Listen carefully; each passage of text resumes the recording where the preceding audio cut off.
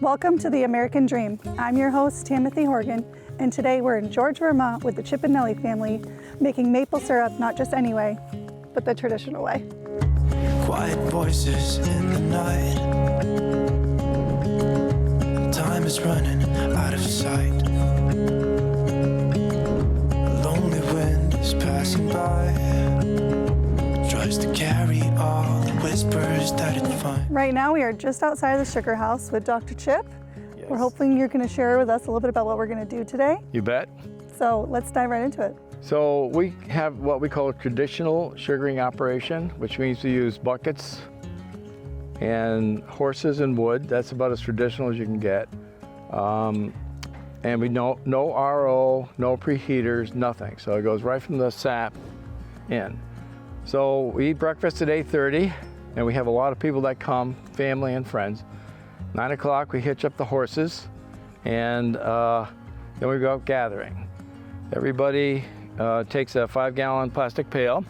They go from tree to tree collecting the sap from the buckets, bring it back to the horses, dump it in the gathering tanks, and we come around and dump it off at the top of the hill, and then that gravity feeds down to the sugar house.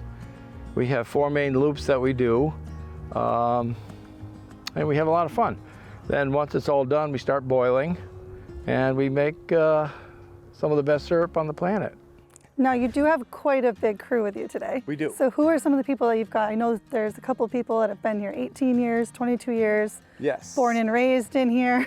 So Don Strandberg has been here 22 years. Chuck Fairbanks, Chuck has been here 16 years.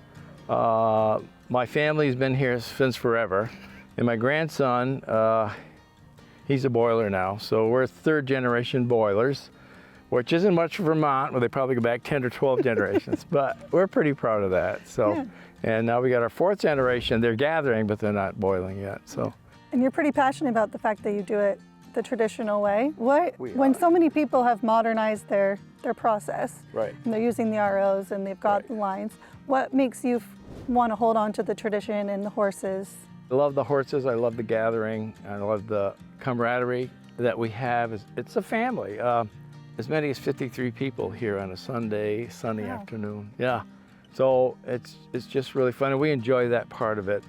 I also think it's the best way to make syrup.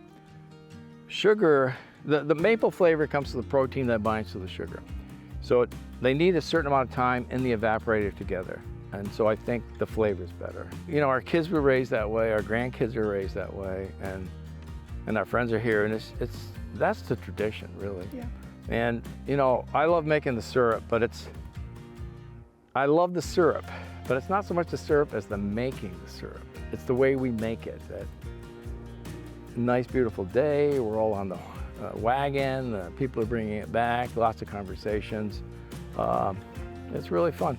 It's the way syrup was made, 25 years ago. And I don't know for sure, but I think a lot of the sugar makers that do it modern now probably dream a little bit about those old days. They miss it. Yeah, but there's no way you could have 50 or 150 or 250,000 taps and do it that way. It's impossible. So we do it that way, and we have a lot of fun with it, and we probably won't change. Well, we had a lot of fun today. Well, I'm glad you did. Yeah. I can't believe I've known you for 32 years, which is my entire life. Since the moment you were born, I was there. I know, yeah. And it took 32 years for me to actually make it to your sugar woods. Yeah, well. We'll be back. Have that happen again. Yeah, we'll be back. Okay. Thank you. Sound good? That sounds enough? good. All right.